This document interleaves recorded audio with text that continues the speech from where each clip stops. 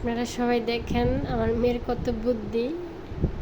মাছের পিছনে একটা ঢোলা আছে, এটা মধ্যে বারবার চার্জার ঢুকাইতেছে, আবার বের করে আবার না ঢুকাইতে বলে আবার কান্না করে।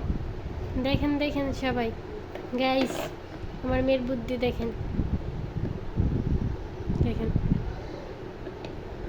এই ঢোলাটা ঢুকানোর চেষ্টা করতেছে, এই ঢুকে গেছে।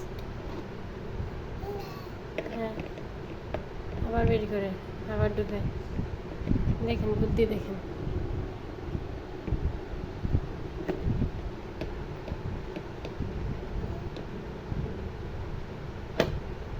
ঢুকাইছি, সব হয়েছে আমার মেয়ে। সবাই আমার মেয়ের জন্য দোয়া করিবেন। বললো বললো, নানুদেরকে বললো।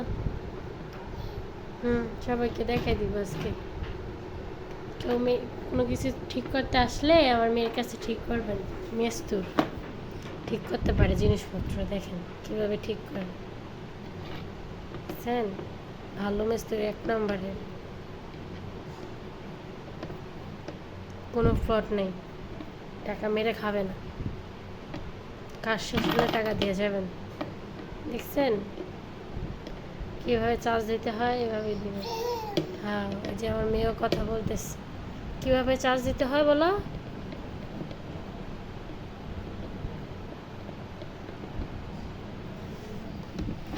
একদম মনোযোগের মধ্যে আছে, মনোযোগ দিয়ে কাজটা করতেছে। দেখছেন কত মনোযোগী। আপনারা ভরসা করতে পারেন আমার মেয়ের প্রতি।